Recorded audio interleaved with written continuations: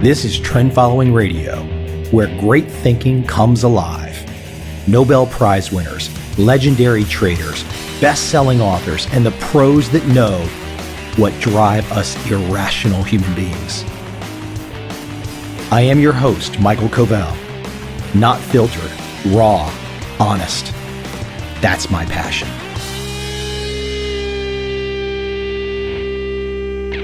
So today on the show, I have Howard Getson, and Howard I would best describe as an entrepreneur. He's the CEO of Capitalogix, and for those that recall, Dave Stendahl, who was on my show, is an associate with Howard there at Capitalogix. And Howard's got a really interesting background. We'll talk about it today. Duke University degree, psychology, philosophy, Northwestern degree, MBA, law degree, practiced corporate law for a long time.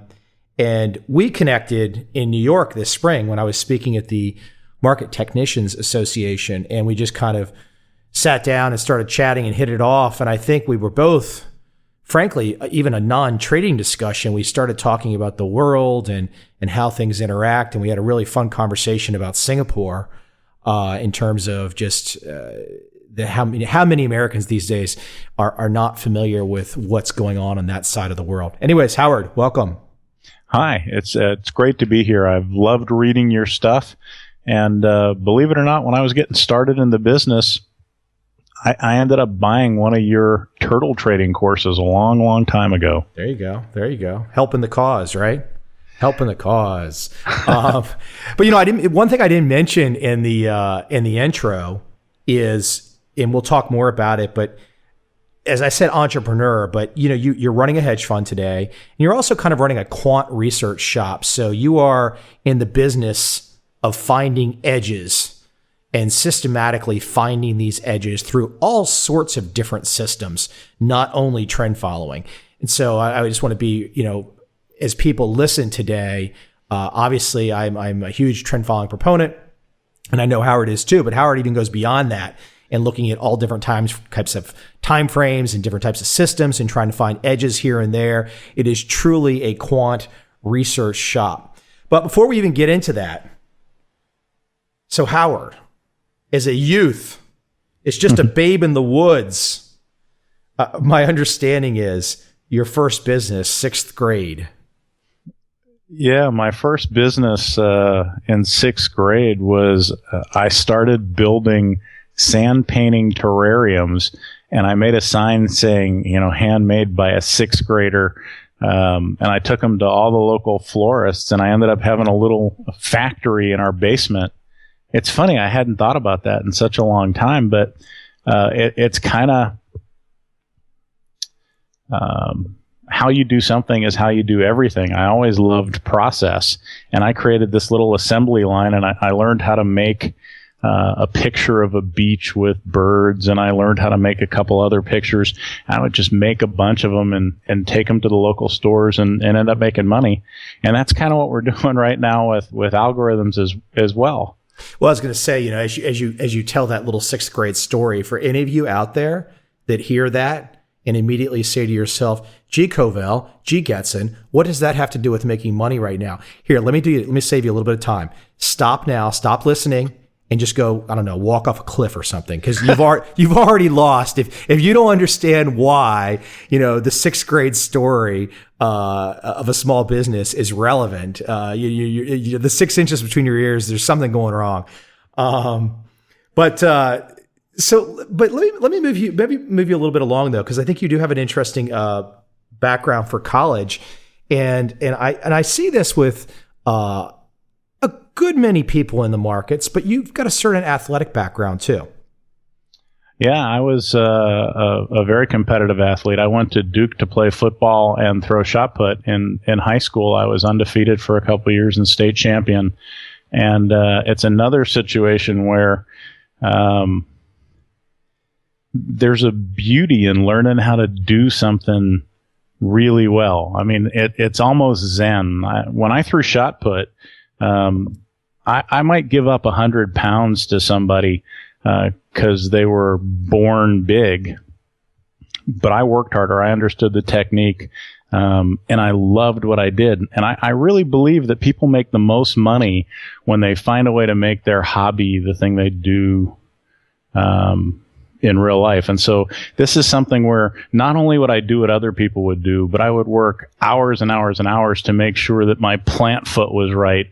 And I found out that there was an equation that said for every 1/10 of a second that you could move your hand from the plant foot to the release point, that was 10 feet. And so my goal was thinking, how could I transfer energy in the best way? Athletics was incredible. We hire athletes. In fact, this summer we had an intern who was the state champion in the 400-meter sprint, and she just set the Duke school record as well. I think athletes have a great discipline, a great sense of what to do and what not to do. And frankly, knowing what not to do is important as well. Let me before we get into some of the market conversation here and systems and philosophies and psychology, talk a little bit about, there's two things I want to talk about in your background before we kind of jump off your early stages. Talk about your legal training, because I look back and I say, you know, of the one things I want to say regret, but the one useful skill that I could see at a certain point in my life would have had, instead of going through the court system on who knows a sundry of different experiences, having some legal background would have really paid some dividends. So, but you were practicing corporate attorney for a long time. Did you make the transition while to the trading wake up call while you were an attorney? You know, it's an interesting story because there's a genius in the word "and" instead of either or. When I was in college, I couldn't decide if I wanted to be a lawyer or go into international business. I remember that those were the two phrases that I had in my head. And one of the deans there, a great guy named Gerald Wilson, took me aside and said, "Hey, Howard, why don't you apply to both?" And I was thinking, well, so that means I'll see where I get in at the best school. And, you know, so I got into some pretty good schools. But at Northwestern, it was a top 10 program in both business and law. And he said, why don't you do both? And I thought about it. I had graduated Duke in 3 years. And I ended up finding a way to graduate Northwestern with an MBA and a law degree in less than 3 years. So I was literally 23 years old and practicing corporate law in Dallas. Now, by the time I was 25, I was chairman of the computer use and technology section of the Bar Association, and I had realized that I envied my clients. I loved the energy they had. I loved the passion they had for what they were doing. I loved the fact that they were thinking outside the box and trying to always break the rules. And the lawyers actually tried to help them figure out ways to make the rules say you're not breaking the rules. But I recognized that I had something in common with those people. I call it the E gene, the entrepreneur gene. I think it's the reason that I got along so well with you when I met you, because as much as you're a trader or somebody who teaches people about what works in trading, I really think ultimately you're a business guy and you make money by helping other people make money. And that's what entrepreneurs do, is they go first. They provide value and then find a way to get paid for it. Getting back to law, I think that learning how to be a lawyer back in the early 80s was a lot like learning how to be a programmer today. It's structured thinking. I wasn't a litigator. I was a contracts guy. I was somebody who wrote really complicated agreements to buy and sell a company or to take a company public. And a lot of the discipline that I exercised back then is really very similar to what I see our programmers doing today, paying attention to the order of operations. If you want a mechanism to work a certain way, do you multiply before you add, or do you put parentheses and make sure you add before you multiply? Believe it or not, stuff like that comes into play in developing trading strategies as well. So I never would have guessed from the beginning that I'd be doing what I do, but as I look back, it makes total sense. I guess at the high level, I was a psychology and philosophy major at Duke. Yeah, it's funny. When meeting you, your background, your educational background, not that it's not surprising to me that you have that background, but it's not something you necessarily expect. Maybe it's the way you carry yourself, the way you're talking. You're very down to earth, because you've got a nice grouping of degrees here. Some folks from these grouping of degrees, I know a lot of them, they live in the Washington, D.C. area, and they have government jobs, and they love their golden handcuffs, and they can no more be an entrepreneur than they could do anything else beyond be a government employee. So I think it's interesting when you talk about the E gene that you had this very structured background where very prominent degrees and prominent associations, and then here you say, hey, I want the E. I want the E. Oh yeah, but I also I love the structure, right, of what I call thought leadership, the ability to hold different opinions and fight them out and see what wins. It's a meritocracy, and so starting out as a corporate lawyer, I took that job because I got paid, six figures as a, 23-year-old and figured that I was going to be a master of the universe. Yeah. Yeah. But I didn't like being that kind of master of the universe and decided I wanted to do something better. And the cool thing is, I still remember in 1991 when I decided I was going to leave practicing law and really start a technology company.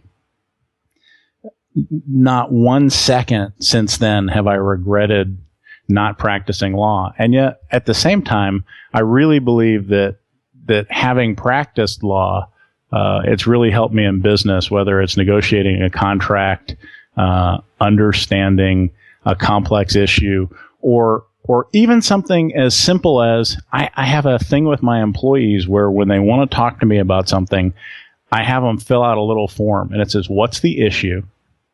What do you think the answer is? And after you answer it, why do you still need to talk with me? Yeah. And that's really taken from a legal memo, but it helps people realize that a lot of times they were asking permission or they wanted somebody else to make the decision. And as soon as they were asked what the answer is, they knew what the answer was. It's funny you mentioned that. And I don't have the formal training by any stretch of the imagination, but I've had enough interesting experiences in the law to where when friends or associates call me up and they describe a certain situation, I know exactly what to say to them. Don't talk. Stop talking. Don't write anything. No emails. And in the same way, too, I'm self-taught kind of doing some low-level programming on the development side of websites back in the day. And that today, even when I'm working with the developers that are helping me design new things, and I was telling this to an assistant the other day, what's nice about it is I know when my developers are screwing around because you know how much time things take. And you're like, okay, you can't just. So I think sometimes when people get and I think you're making this point, when people get so focused on one thing, they don't realize having this kind of nice, diverse, ancillary experiences can really help you navigate the day-to-day on whatever your endeavor is. Oh, I'm so glad you made that point. When somebody's looking at a particular chart and they decide that they see the perfect setup, it becomes true. I've seen it in so many of our traders, and they forget that there's every other chart, right? I mean, you may be looking at the S&P on a 20-minute chart, but somebody else might be looking at it on a 47-tick chart or a 63-day chart. And there's no such thing as true. There's only such thing as an edge, and is it working or not? Well, let's jump into that. Let's jump into the idea of edge. But the first thing I want you to do is I want you to give me the pivot when you left corporate law, the pivot when you went into trading. And I think I've got a PowerPoint in front of me that describes some of your early experiences talking to the broker a lot, learning technical analysis, tips and hunches. Talk about some of your process of early learning and what you went through so people can relate to the idea about how you got through it too. Sure. Before I do that, I want to set an anchor point, and it's that I believe that your peer group is one of the biggest determinants of the quality of your life, right? It's a thermostat.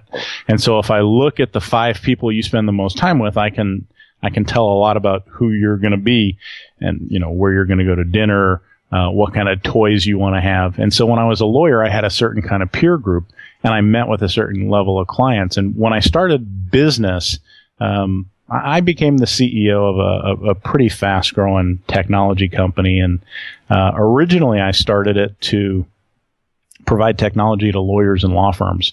But my lawyer clients pirated the software and gave it to their business clients, and they started using it for Salesforce automation.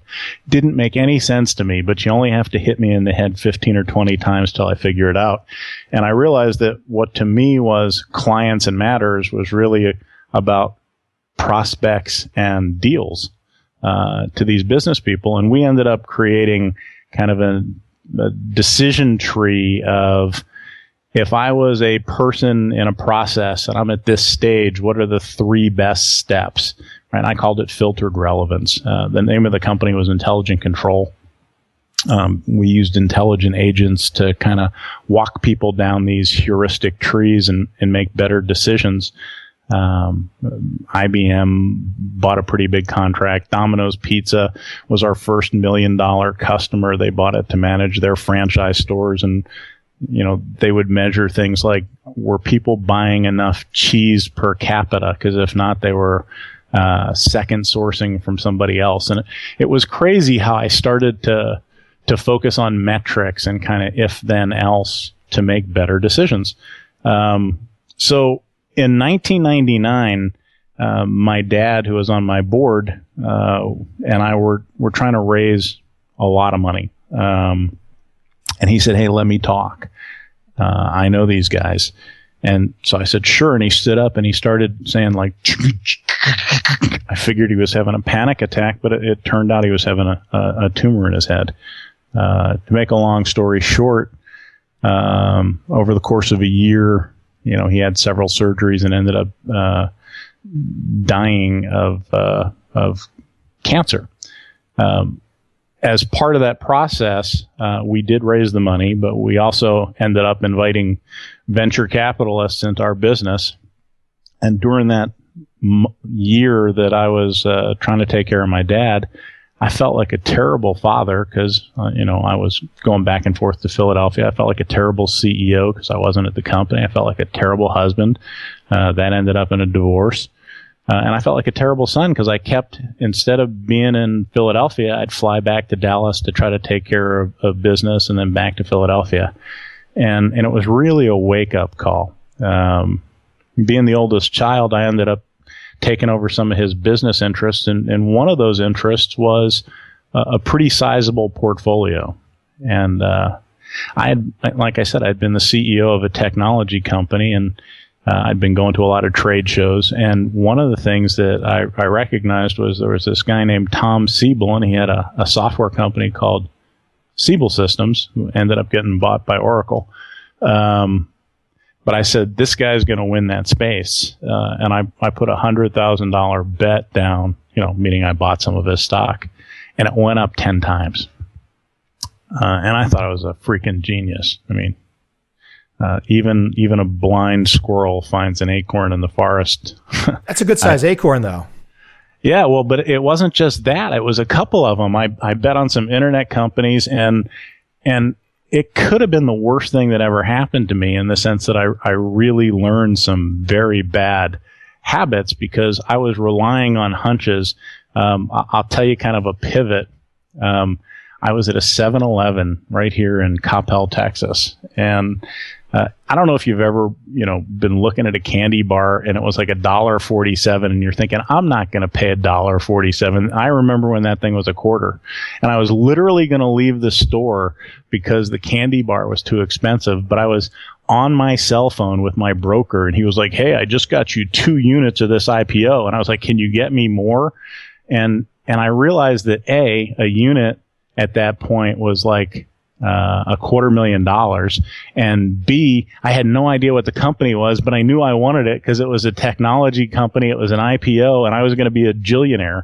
But here, I wasn't willing to buy a candy bar because it was too expensive, and yet the idea that a broker got me this really scarce IPO offering was really cool.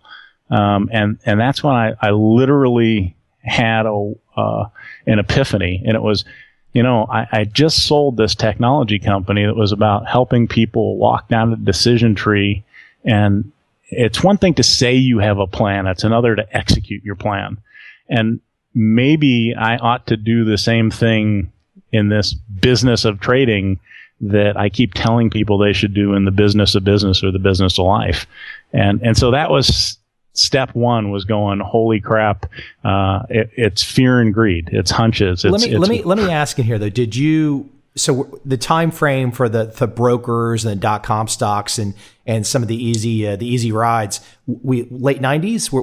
Yes. Yeah, late 90s and the very beginning of 2000. And and so let's say it's 1998, 1999, and our portfolio went up just ridiculously much, considering how stupid I was. Well, the Nasdaq went up 99% for 1999 to begin with.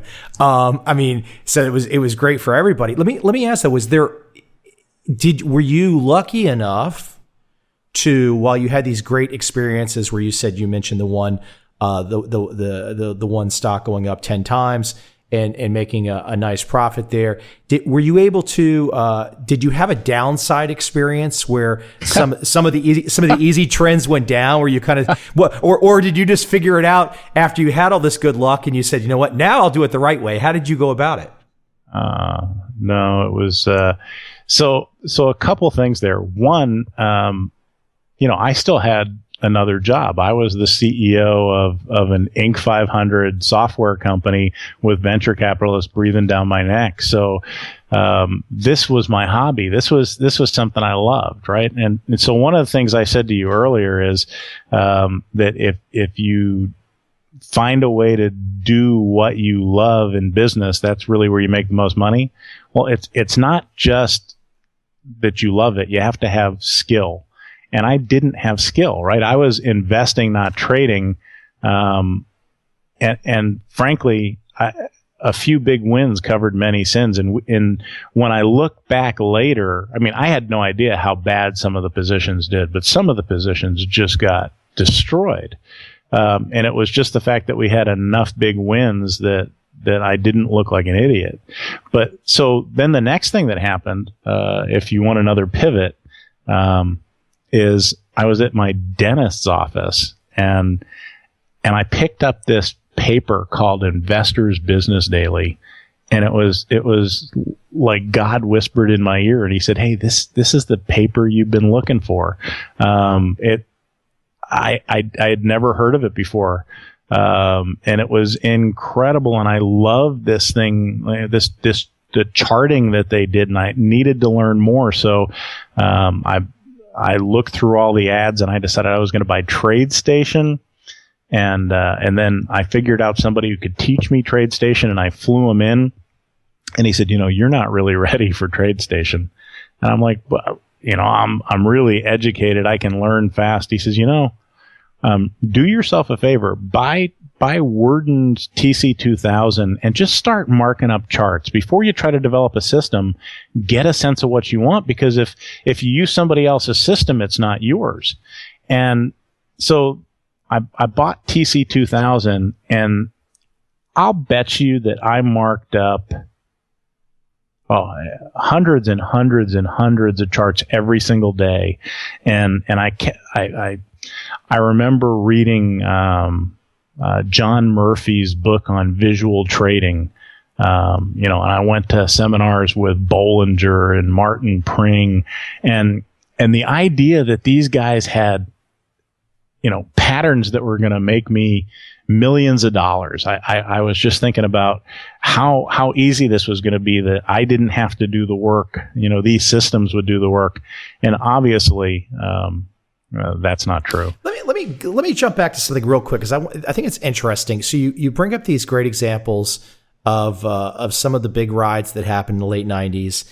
Now I'm looking at your background and psychology background, right, at Duke. So, right? Yeah. Okay. Yeah, in fact, so you've got a certain awareness, okay, and then here you've got this informational system business where you essentially use the example of helping Domino's to optimize their ingredients. Well, dude, that's actually exactly how we started our business. I know, but I'm seeing this strong psychology side. I'm seeing this already existing business that's about efficiency and edge and optimization, and then I'm seeing this wildcatting Texas trader over here on the sidelines. Isn't that why you need rules? I mean, isn't that exactly what I'm trying to find out from you is, do you ever, not a sense of looking back and regret, but is it interesting to you where you had the understanding, you had this psych knowledge, you had this one business that's already in essentially the same space for all intents and purposes. But I didn't know it. I didn't know it at the time. I know, that's the interesting thing to me, is that you were kind of leading almost like a parallel life.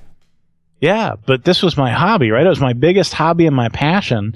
And so I started merging them together. And one of the things that I started to do is, I'm a pattern matching guy. In fact, one of my real strengths is that I can look at something and see connections that most people don't see. I also see where other people see connections. I see where the disconnects are, that's just, for what it's worth, that's kind of, I was born that way.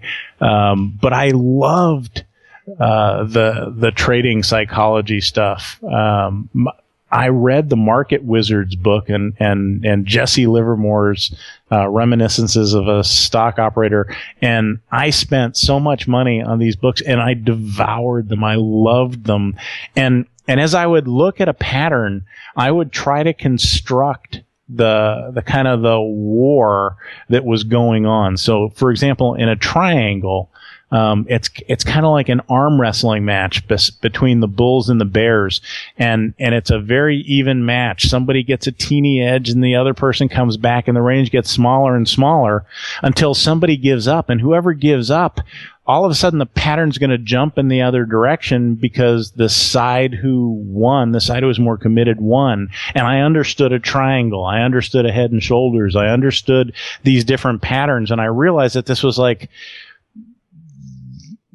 the beginning of having an edge. But as I got better, I realized that what I thought was the whole pattern was really like just a letter in the alphabet, and you had to learn how to make words and not just words, but sentences and paragraphs and novels, and that patterns for me were kind of the statistical outcome of the law of large numbers, right? There's no such thing as a market. There's millions and millions of traders. And so whether it was a rice trader hundreds and hundreds of years ago, a tulip trader, in the tulip mania, or somebody buying Apple stock, human nature hasn't changed. So how people respond to big moves up or big moves down is going to be consistent. An actuary doesn't have to predict what you're going to do. They just have to predict on average what's likely to happen. And so back in the 90s, that stuff worked. I actually don't believe it works anymore, simply because so much of the trading is now done by computers that the old patterns are almost sucker bait, right? Honeypots. You look for those to fade the pattern rather than to take them. As I mentioned at the beginning of this podcast, though, I want people to be clear. Howard and I talked about this, like I said, when we met at the Market Technicians Association. And I will interject, though, too, is that was a really interesting event, because we both sat there and realized, And there is a great event. Folks are really, really nice. And I spent some time with Jeff Lay there. But I would say the vast majority of the audience probably had almost no understanding, not necessarily because they weren't bright folks, but seemingly didn't have any knowledge of trend following at all. Was my perception. Well, the hands went up too. It was like there was only a handful of hands that went up when I even asked. And like I said, I'm not saying it in a negative way, and I'm not trying to put you on the spot. It was just an interesting observation that in that world where we met, very few people. But the reason I'm gonna disagree with you, and the reason I'm gonna disagree is just because they were in the market technicians room, right? These are the people who are successful enough at what they do that they could afford to leave work and pay money and go to New York and listen to you in a keynote. They don't want to admit they're trend followers because that's pedestrian and people can buy books to do that. They want to say that what they're doing is really complex, but what they're finding is a really complex way to do something simple. I believe that many of them are ultimately trend followers. They just don't recognize that that's what they're doing. That's a good point. I can live with that. That's fair. That's a fair read. But it was an interesting group. And the reason I bring it up though is when you were talking about patterns. And I want people to be aware that I don't think what you do, Howard, is something that the average person can really jump off and do. I find that trend following is something that people can actually, a lone wolf out there, when he's looking at a longer time horizon, weekly bars and daily bars, can start to kind of assemble something on a decent portfolio where he can still play ball. However, what you're doing, where I know you've probably got components of your strategies that are definitely trend following, but as I mentioned in the beginning, you are trying to find edges at multiple time frames, differing portfolios, niche markets. You are carving this sucker up in a way that is it's really interesting. I mean, I'm envious. It's definitely a massive undertaking. Okay, before I agree with you and say yes, we have a good edge. Let me start by saying I believe there's 3 levels of mastery, right? There's cognitive, emotional, and physical mastery. When somebody's really good at something, first they have to understand what it is they want to master. The second is that they have to be able to think about, or handle the thing they want to do. And then they actually physically have to be able to do it. It's no different in trading. So a lot of the edge we have is based on automation because once we understand the kind of systems we're looking for, and I don't know, there was some guy who basically said if you're going to have a system, it should understand kind of what markets you're going to buy and sell and how much of a market do you want to buy and sell and when are you going to buy and sell and when are you going to get out of a losing position and when are you going to get out of a winning position and in a sense, that's the basics of a trading system. But you have to understand cognitively what you're looking for first. Even if you have a great system, if you can't trade it emotionally, then it doesn't matter that you understand what the system is. And then I'm going to take it a step further. Even if you can handle the whipsaws and the ups and downs and whatever emotionally, how can you physically do it? People can only focus on 7 things plus or minus 2. It doesn't matter how smart you are. It's why phone numbers are the way they are. We're deletion creatures and our bucket's only so big. But you have to physically be able to do it as well. And so when the charts are all set up and you have your alerts and then all of a sudden all of your alerts go off, if you can't physically handle it, it's still not a system, right? So mastery is really about all 3 of those things. And the reason that I ended up moving in the direction I was going is that I kind of look at our edge or the process of getting an edge. And there was a book by a guy named Eliyahu Goldratt, and it was called The Goal. And kind of the point of the goal is that in any complex system, people are going to try to tell you there's all sorts of algorithms to figure out how to optimize. But the smartest rule of thumb, the best place to start is to look for the smallest constraint. You look for the thing that you're doing the worst, and you spend all your resources fixing that because the smallest constraint defines the limit of your throughput. And so as we did what we did, it was really because I'm simply looking at, okay, so we suck less, wait for things to settle down, and then say, okay, so where do we suck most? Okay, I'm going to fix that. Where do we suck? Okay, we now suck less. Where do we still suck? And so the first thing that I thought... I would like you to define that. That's actually, and I'm going to comment on that in a second, though. Seriously, if anyone rewind that and just listen to the last minute, because it's so true. Where do you suck most and fix it? It's just, I love that. Well, you want to hear something else. I mean, if you want to get a little bit about psychology and philosophy, minimum standards define your life. This is actually something in our company. I believe that, if you build the people, if you grow the people, you grow the company. One of the things I try to teach everybody who works here is that your minimum standards absolutely define your experience. And, people try to argue and tell me they don't believe that's true. I'll tell you why it is true.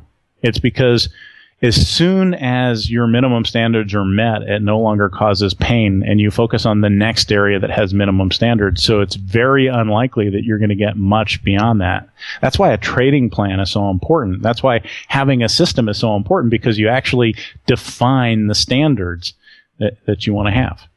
I have to interject something here too on the suck most part, because you just really got me thinking here.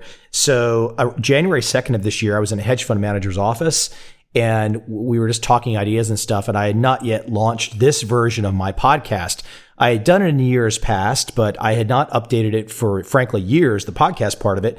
And frankly, it sucked because I had not updated. I had not been doing it. So I sat there in his office and I was trying to explain to him what I wanted to do with the podcast and where I wanted to take it.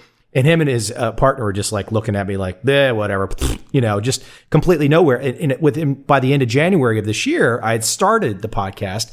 And now when I was just looking at the traffic numbers with my audio engineer this morning, and literally August podcast traffic numbers for my little podcast are set to right now to be about 45%. August numbers are set to be about 45% higher than July.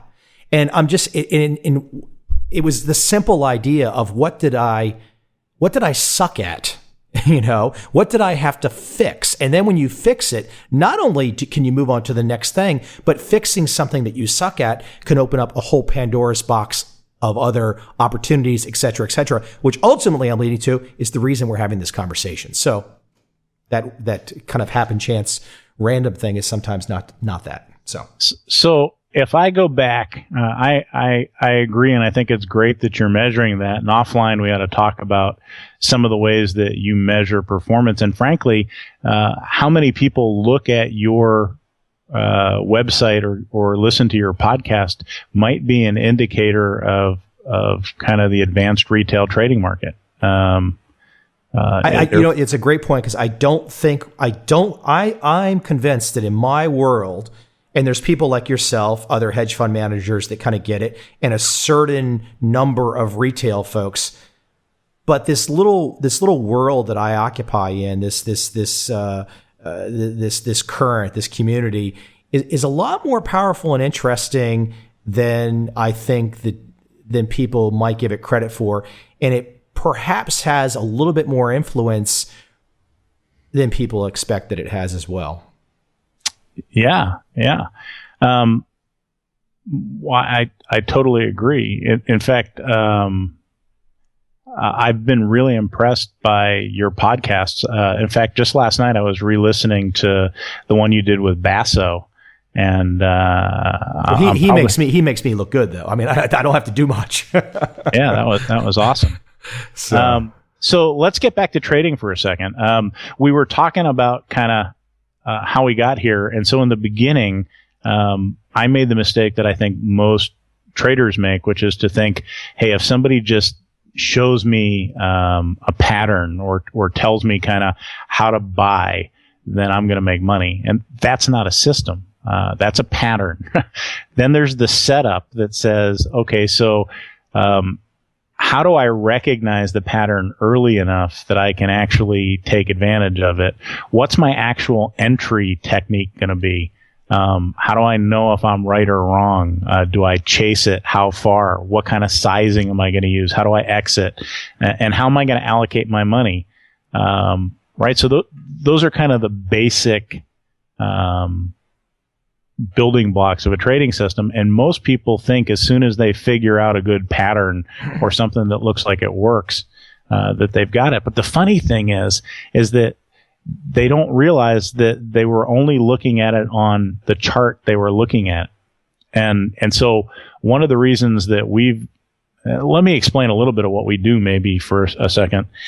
We've developed a process where we use artificial intelligence, kind of neural networks, fuzzy logic kind of stuff to develop trading techniques. And I believe simple's better. Most of our techniques aren't magic. And in fact, I don't actually believe any of our systems are magic. They're just, 3 to 5 indicators, and they're really well tested. Very robust. So we have what we call the natural selection process, where kind of only the strongest ideas survive. We're not looking for something that has the highest return. We're looking for the highest plateau where there's lots of similar things that have good returns.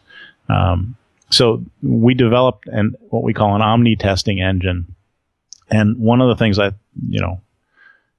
TradeStation is terrific because it lets you build kind of a trading system and back test it. And what we wanted to be able to do was then take that a step further and say, but how would that system work on every market and every time frame? And then save all the results. So we literally have a database with, millions and millions, and in fact, it's a lot bigger than that, but millions and millions and millions and millions of trade records. And we're doing data mining to try to figure out which techniques work and kind of under what conditions. And if I were to try to use English words, it might be something like short-term trend traders, or reversion to the mean strategies, or statistical arbitrage. But we're trying to figure out which techniques work in different conditions. And then we're trying to figure out how to be sensibly diverse. That means what markets to trade, what techniques to trade, what time frames to trade. And one of the interesting things we found, it's just an aside, is it doesn't matter kind of how big or small the periodicity is on the chart. So if I'm looking at a 5-minute chart, that doesn't necessarily mean my system's going to trade frequently. What does matter is how many times a year does that trading system trade.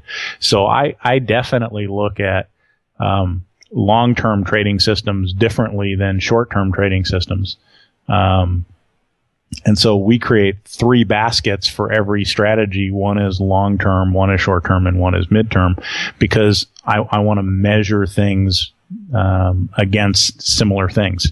Later, we try to figure out how to normalize them and compare them outside that. But sensible diversification is basically trying to figure out how many different pockets do you trade. Let me interject. I want to interject a chart on you. So this is it's a slide from one of your PowerPoints that I thought was really interesting. I just want you to kind of play with it because at a base level, I think this sets up a lot of what you're doing. And so the chart is titled, or the slide is titled, "The Far Right Edge of the Chart." The first bullet is "Hindsight is easy." The second bullet, "Those dots move in real time." And the third line, which I really like, which I think if people really wrap their arms around it, this is worth the price of admission. It says, "Rule: you have to take the trade during the day. Then you fight about the rule when the market is closed." Explain that. You have to take take the trade during the day, then fight about the rule when the market is closed. Yeah, because if you want to be disciplined, then you have to be disciplined. And so it's one thing to say, "Here's how I'm going to trade." It's another to actually do what you said the way you said you're going to do it. Our trading plan is sacrosanct. I don't care if it's a bad move in your gut and every fiber of your body says you can't do it. You made the decision when you weren't scared. So we're going to take the trade. We're going to follow the plan. And then, we've got risk management plans as well. But if we really don't like that rule, there's nothing that says you have to keep a bad rule, right? It's just you have to follow the rule during the day, because the time you want to break the rule is when fear, greed, and discretionary mistakes happen. You want to fight about the rule when you're no longer under pressure. And then, if you can push me off my position, then more power to you, and let's change that rule. But not during the day. Yeah. No, I think that's it's huge. And there's something else I was looking at too. It's just kind of a big, broad overview that you had in your presentation.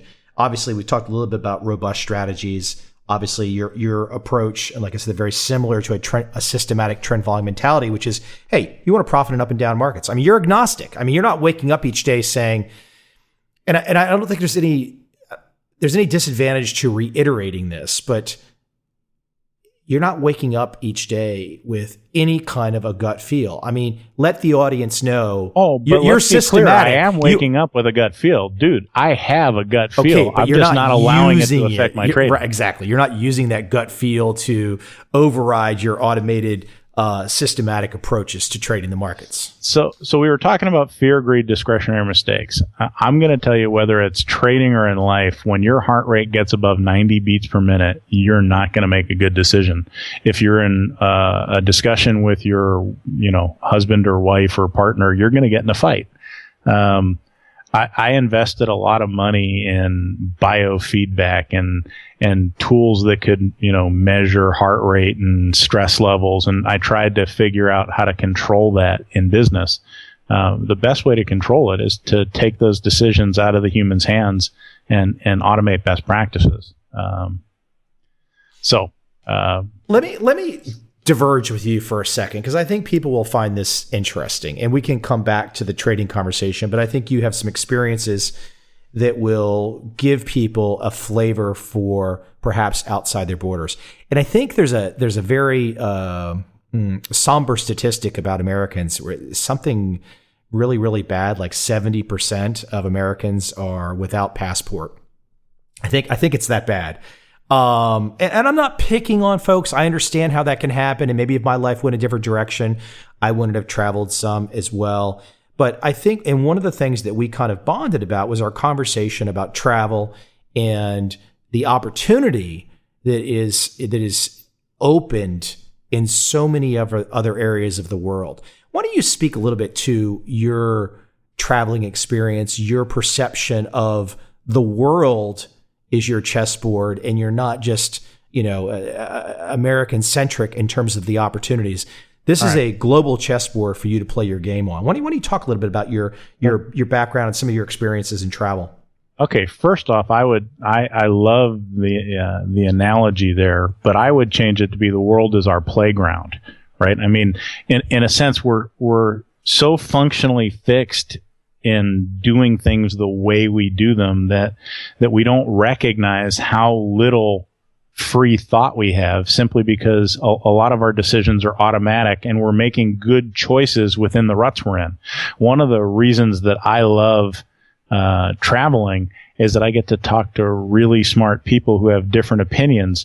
And at first I think they must be wrong if they don't believe what I believe. But then I ask them questions like, so why did you come to that conclusion? Or what caused you to think like that? And even if I don't agree with them, it expands kind of what I believe is possible or how we do things.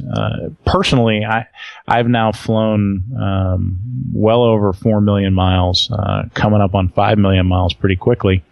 And I go to Asia now 2 or 3 times a year. And I'll tell you that back in the late 90s, early 2000s, I would go to an entrepreneur cocktail party and you had a bunch of guys wearing black mock turtlenecks who were talking about how, they bought this stock or that stock, and after that, everybody was a real estate developer. Well, right now, the smartest people I know, oh, by the way, when that happens, the trend is over. But right now, the smartest people I know are opening offices in Southeast Asia. Some people are literally moving their families there, forcing their kids to learn Chinese. I'll tell you that many of the really good hedge funds certainly have at least money gathering offices in Singapore. It's a first world economy. there's a high level of trust. There's good regulation, good transparency. But more importantly, there's a lot of money that doesn't want to come to America right now, and it's moving in that direction. Howard, let me interject here. I want you to paint the picture. Two things. I want you to talk about you brought up Singapore. I want you to talk about the culture and why the culture is so important. But perhaps paint a picture and I've seen Singapore firsthand, but paint a picture for perhaps someone who has not traveled there and try and compare the vitality, the economic, the growth. What does it look like to someone who's not seen it? What does it feel like? It's like the difference between watching TV on your iPhone to when you get an HD big screen. I mean, give a city try and give a city comparison or parts of an American city that they can relate to. Okay, so let's take Dallas. Dallas is like the third or fourth biggest hedge fund market in America. Dallas is a beautiful area. I'm really happy to be here. But in a space the size of Dallas Fort Worth, we have, 3.5 million people. In Jakarta, for example, in a space smaller than that, they have 17 million people. There's just more, and that means that people are operating at a faster pace. It means that they're innovating quicker. It means that they're trying to find an edge. It means that they're more entrepreneurial. I don't know how to explain it better than the pace of commerce is faster. In some Asian countries, for lack of a better word, it's corrupt. You have to pay bribes. I don't. They just don't call that. They don't call it the same thing in America, but we got the same thing. Well, but that's their political point. donations. Their point is, that's what lobbyists are in America. Right, exactly. You just dress it up and pretend. Right, exactly. In Indonesia, you can get the same thing done quicker. You don't have to pretend. You just write the check. It's going to cost. Exactly. It's a la carte. You can just look at the menu. You say, okay, this guy gets this, and I move on to the next thing. Yeah. However, in a country like Singapore, that's much less true. It's much more kind of first world games, yeah. Right? So I actually have programmers and staff in Indonesia. I can hire somebody in Indonesia for probably a third of what I would pay in America, and still have them be American educated, a master's degree, speak English. And it's 12 hours different. So for global operations, it's a lot more efficient. Let me interject there. So I don't want someone that might be sitting out there and hearing that, and they're like, oh my gosh, it's just some guy who's shipping jobs overseas. Now, before you even think that for a second, okay, Howard Getson is just a man. He's an entrepreneur. He is not the government. He's just a guy who has to pay the bills. His objective during the course of his lifetime is to try and make money, okay? And if somebody offers you, and this is the reason why everyone goes to Walmart in America, isn't it? If someone offers you something cheaper, same value, at a less of a price, you're going to take it. So I think if you're sitting out there and your first reaction was to think that there was something negative about Howard talking about finding labor costs that might be less of a price at a different country, you know what? Stop complaining.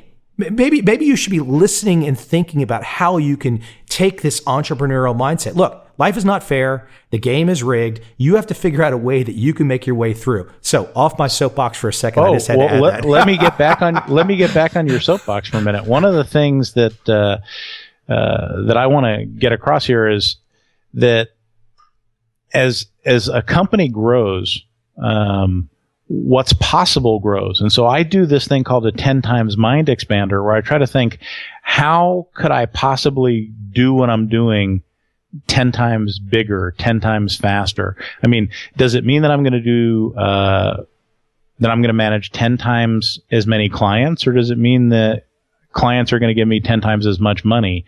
Does it mean that I'm going to be 10 times more profitable? what are the ways to do that? And one of the ways that we do that is by expanding the hours of operation. If I've got an edge where I know that I'm making money, right? So instead of going to a casino and playing the slot machine where you're guaranteed if you play enough that you're going to lose 15% because it's kind of mandated, what if you were the casino where you're guaranteed to make 15%?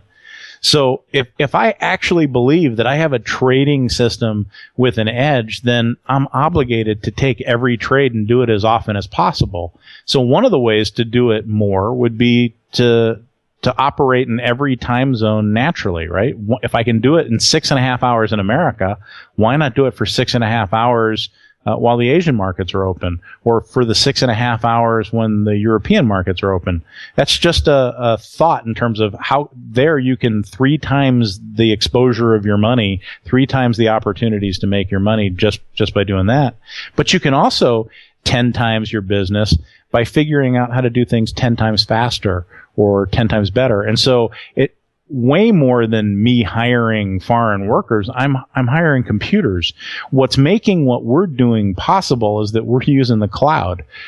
I'm now spinning up virtual instances where, it used to take a person a month to do something. I can now do it in seconds because I've got just incredible amounts of computing power. That's way more detrimental to manpower.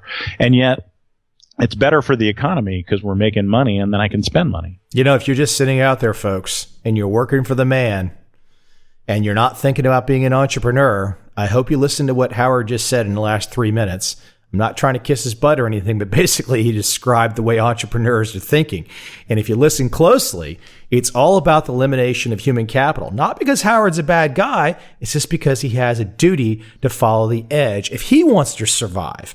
And so if you're listening to how different entrepreneurs on the food chain are thinking about surviving, and you're just kind of hanging out, not realizing what's going on. I mean, you got someone telling you he's worried about competing in 3 or 4 different time zones, and you're thinking about, if there's a blue light special at Kmart tomorrow. I mean, I'm telling you, you got your priorities messed up. And I'm not hating on Kmart either. I'm not trying to hold my nose up or anything. I'm just saying, wake up call. Well, and I'll make one point to kind of cement that at the end, and it's the difference. As a lawyer, I learned to appreciate words, and so one of those kind of comparison of 2 words is the word transformation versus change, right? So, in a sense, a lot of people are trying to change what they do, but to me, change means taking what you used to do and dragging whatever you can forward, trying to manipulate something or adjust something. And in a sense, it's sludge.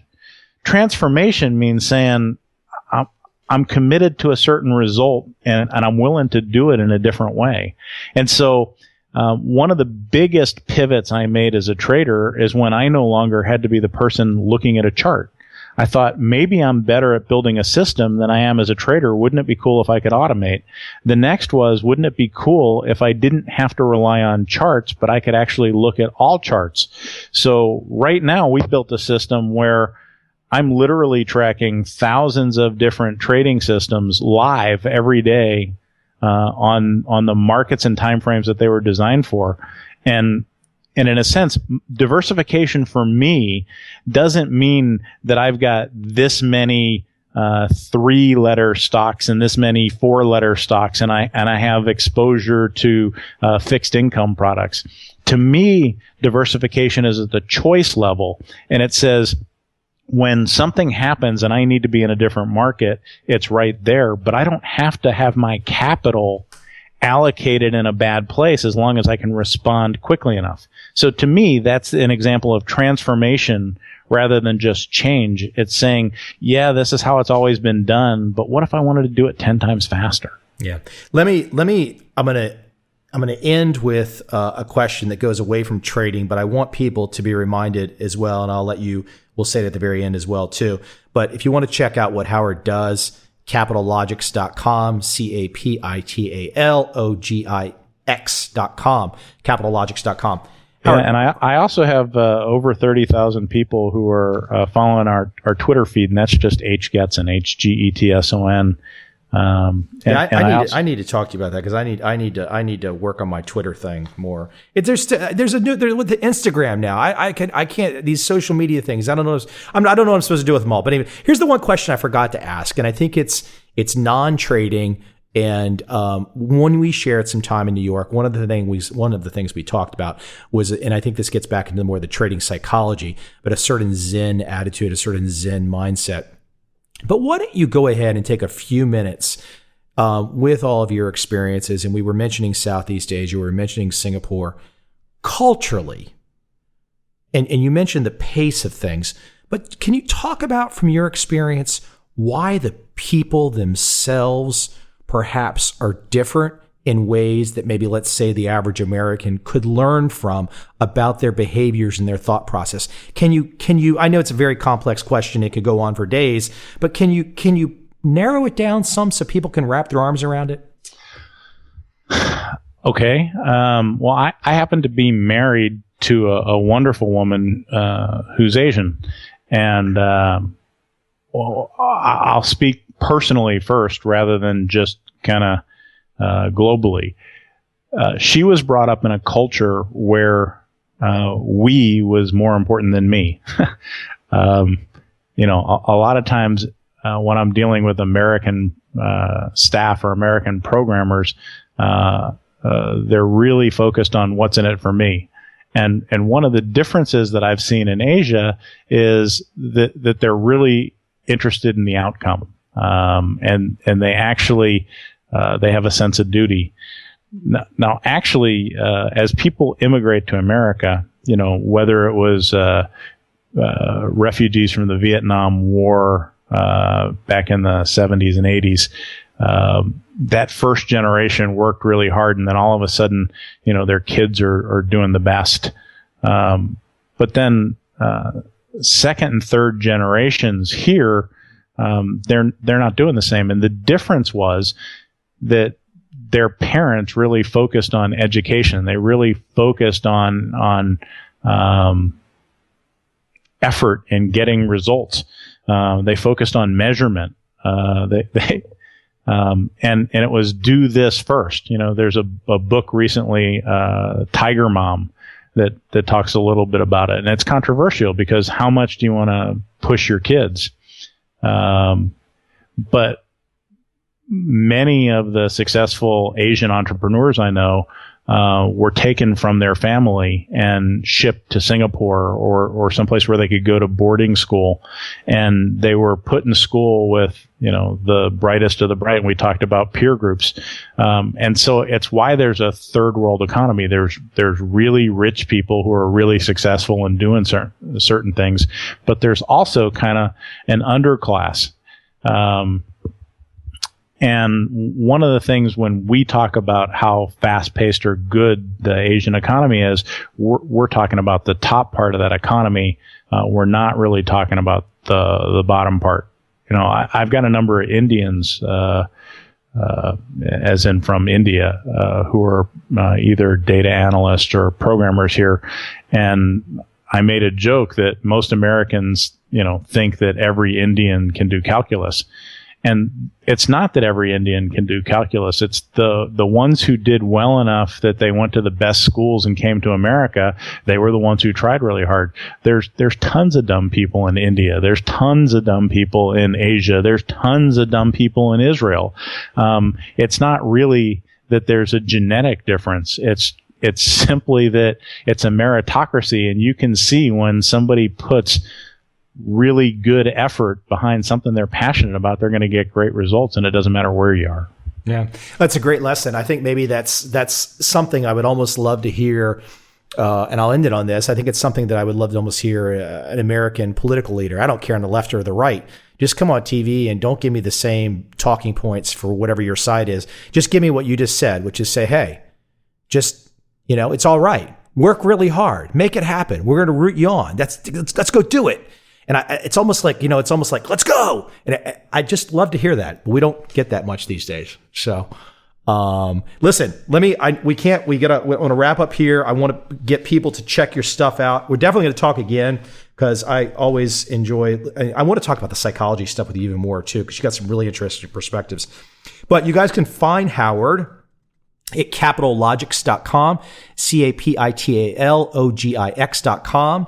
And also you want to check out too, Dave Stendahl, who an earlier podcast, who's with Howard at Capitalogix. Yeah, Dave's incredible. Yeah, and also Howard, the best way to reach you on Twitter as well. What is your Twitter address? Yeah, Getson, so HGETSON, and my email is just hgetson@capitalogix.com. Hey, Michael, I really enjoyed this. This was terrific, and thanks for letting me talk about business and the stuff I love, not just the trading. What a great opportunity. Well, it's fun because I think people learn when sometimes it's been an inch. And you kind of asked me in advance. You said, well, how do the podcast work out, and good ones, bad ones, and stuff. And it's really, I'm finding it's just when it becomes two people having a conversation and we're both engaged, then it's really interesting. That's what I think people just want to kind of tune in and listen to, as long as you and I are saying something that might make sense and we're not talking crazy talk, then people enjoy it. They learn something, and that seems to be the winning ticket. So, all right. Well, thanks again, Howard. We'll talk soon. All right. Take care.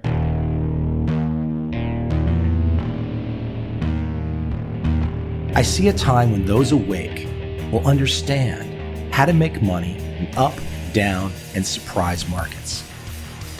Whether new trader or experienced, college student or financial advisor, protecting against a crash or just trying to make a lot of money, trend following offers everyone an answer in uncertain times.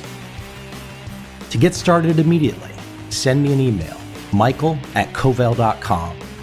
I will send you the right trend following steps to take along with my free video.